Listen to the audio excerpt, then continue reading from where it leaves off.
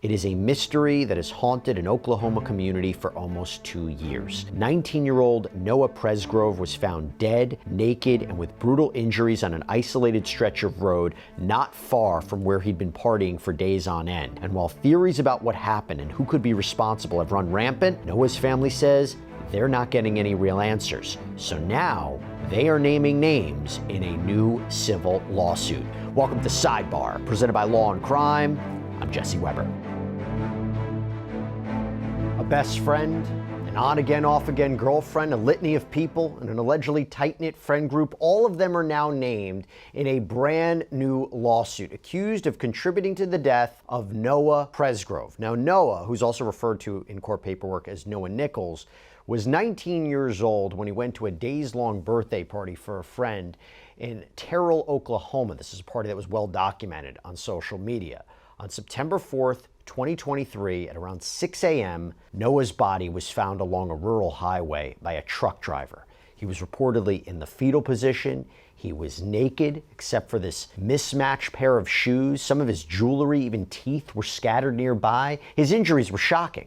His neck was broken, his skull was split open. Again, many of his teeth were broken. An autopsy was done revealing the extent of these massive head and upper body damage injuries, but it didn't really reveal much about what happened to cause those injuries. And despite his family believing he was beaten to death and dumped along the road, the Oklahoma Highway Patrol, according to the Daily Mail, is not investigating the case as a murder. They've previously called the death suspicious. There was a statement that came out that they hadn't ruled out manslaughter, but haven't really offered up any sort of definitive story publicly. There had been a prominent theory that perhaps Noah was killed in a hit and run, but according to Noah's autopsy report, there were no vehicle parts or debris at the scene. The pathologist who did the autopsy found that the probable cause of death was multiple blunt force injuries, but listed Noah's manner of death as unknown. The medical examiner's report included toxicology findings, which indicated that Noah's blood alcohol content was 0.14 at the time of his death. The lawsuit states that that is nearly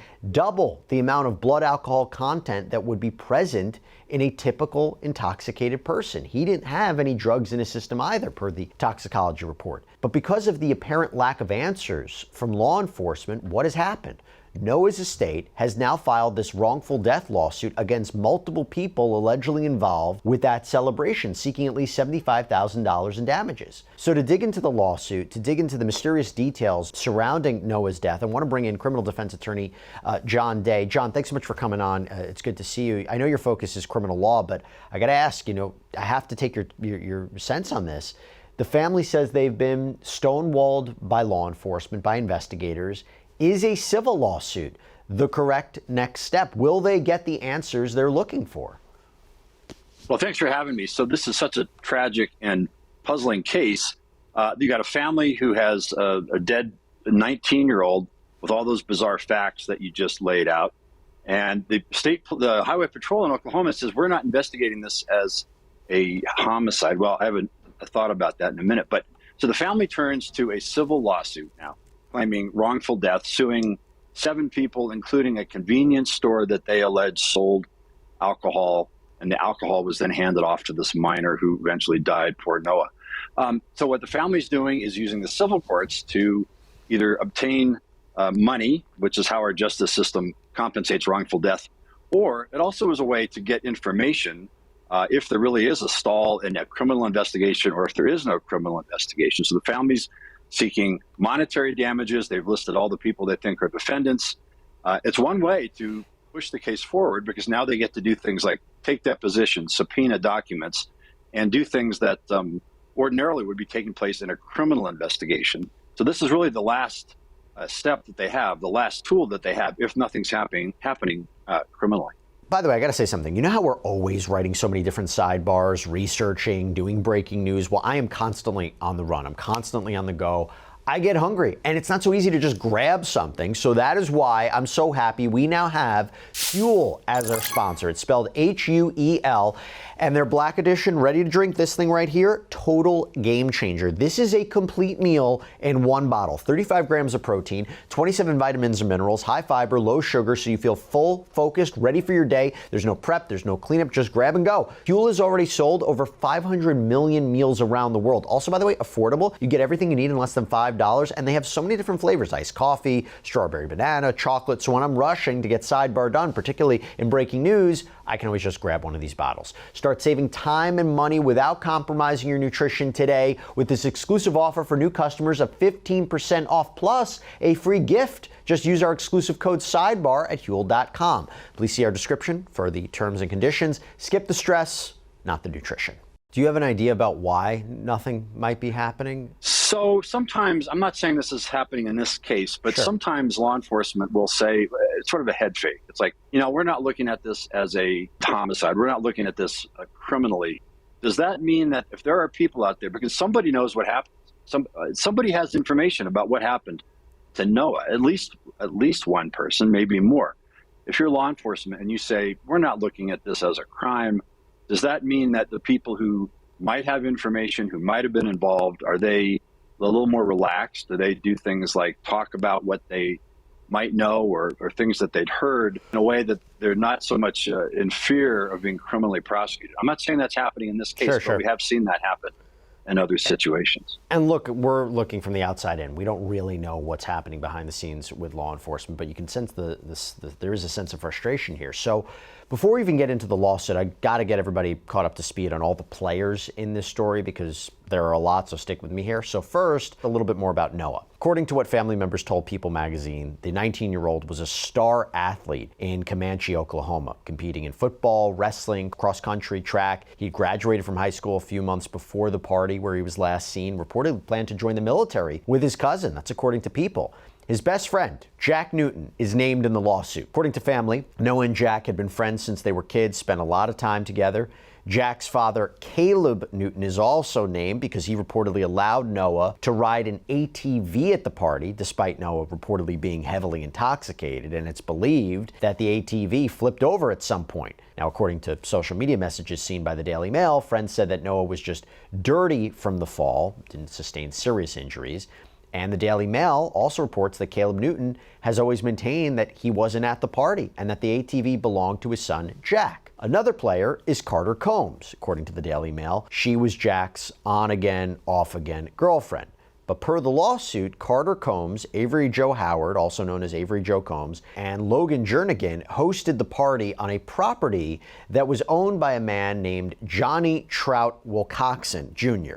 It's our understanding that he wasn't present at the party, which was being thrown at least partially in celebration of Avery's 22nd birthday. This is per the Daily Mail. Now, Stevie Howard, Carter, and Avery's mom also defended in the suit. The complaint says that she owned a trailer on that property, which is where much of the party reportedly took place. And the lawsuit also names John or Jane Doe's A through Z, meaning they're as of yet unidentified people who may have been involved in Noah's death in some way, who could be named as defendants at a later date. Over the course of several days, people came and went from that party, by the way, possibly as many as 40. And the final defendant is Val Petrol LLC, which owns a convenience store called Napoli's in Marlow, Oklahoma. The lawsuit contends that Jack Newton, despite being underage, was able to buy alcohol for the party there. John, a lot of people here, a lot of moving parts. Does this seem to be, we're going to try to throw as much liability as possible, try to name everybody? Is that a benefit for a plaintiff? Do you see this maybe overextending it in some way? Or look, at the other way to say is you have a young guy who was dead on the side of the road in horrific condition. We're going to go after everybody that we think contributed in some way or not. Right. Again, civil and criminal. This is the civil case. Right. In the civil lawsuit, they have the opportunity to, the plaintiffs, the family, has the opportunity to dig into it, to get information, talk to witnesses, subpoena people, and so on. And of course, if you're looking for some type of compensation for the death of your loved one, you go after the people who are responsible. And in particular, if one of your defendants is an oil company that owns a convenience store, that's one area that you want to go into if you think you're owed something for the death of your relative. So they're using the civil case to get the information that they don't seem to be getting in a criminal prosecution, because there is no criminal prosecution. At least that's what the state highway patrol is telling the family and telling us. So they're going after essentially the deep pockets with this convenience store. But their theory is that this was alcohol being served to a minor. Where did it come from? It came from, ultimately, the convenience store.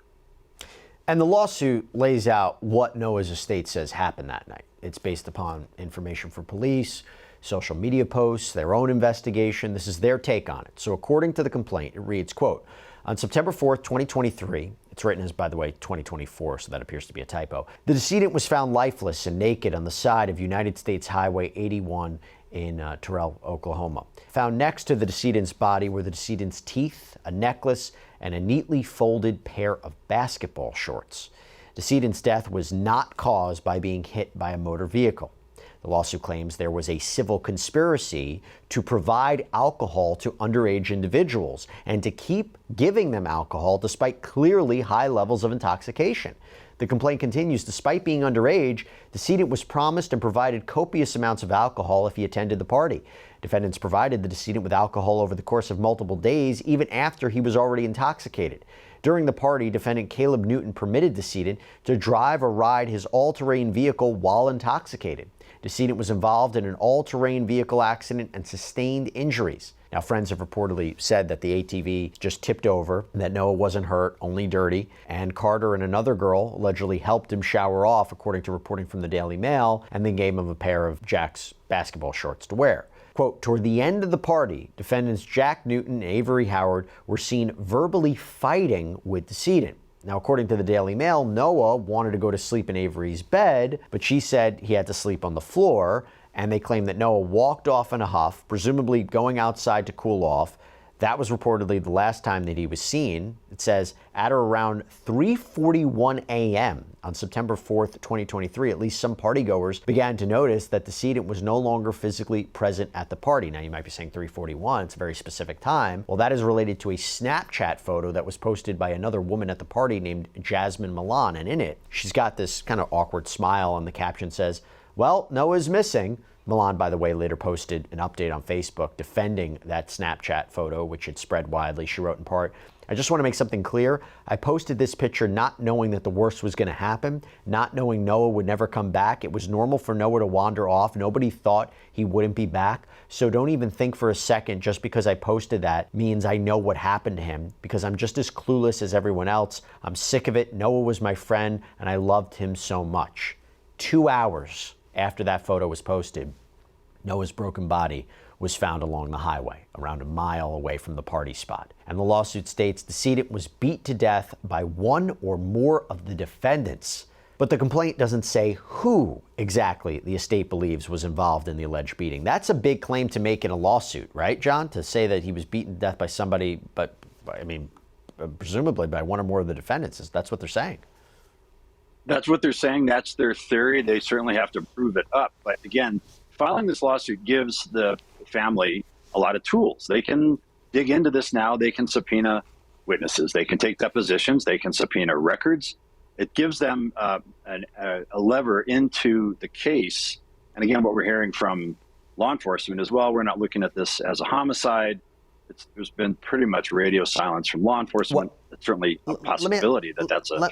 Let me ask you this. If anybody acts weird during this litigation, look, they have a legal right to try to fight a subpoena. They have a legal right to try to fight the case. But is it the behavior of the defendants in a civil action that may be noticed by law enforcement in some way? I think that's exactly right. You can see what the reactions are going to be. And at the same time, when law enforcement says, we're not looking at this as a homicide, essentially saying we're not looking at this as a crime, if you're a potential criminal defendant who's being sued civilly, that takes away it could take away your Fifth Amendment right to not say anything and not say anything in a civil case. So it's a pretty canny move, a pretty smart move from the family standpoint. If you want to get information and law enforcement is saying, well, we don't have an open case, we're not investigating one, we don't have any people of interest, and you are being sued civilly, you may have to give a deposition, you may have to give a statement, and of course law enforcement is going to be looking at there very closely.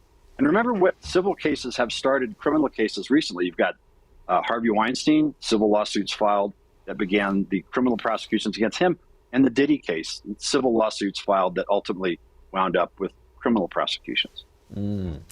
Now, by the way, something to make note of here. So the family believes anybody involved in that party should be held accountable. And in fact, there is a law in the books for that that similar kind of scenario. It's called Oklahoma's social host law, and it apparently applies to those who allow minors to consume alcohol on their property. According to the law, a social host can be a minor or adult, does not have to be physically present or the actual property owner, but it involves immediate fines of $500. And if someone is injured or killed because of a social host violation, the host can be charged with a felony, punishable by up to 5 years in prison, a fine of $2,500. Noah's family says that none of the adults or the minors involved in this party have been arrested or fined in any way. John, is that a good law?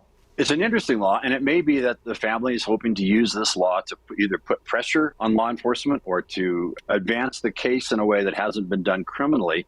But they are going to use any tool that they have. And so the ability to say, look, we're digging into this. We found facts that maybe law enforcement didn't have. Or the other possibility is that this family is actually working hand in hand with law enforcement. And this is a very smart, canny way to move the case forward. At the same time, the public pronouncements from the Highway Patrol are, well, we're not looking at this as a homicide. But the bottom line is somebody or some people know exactly what happened to Noah.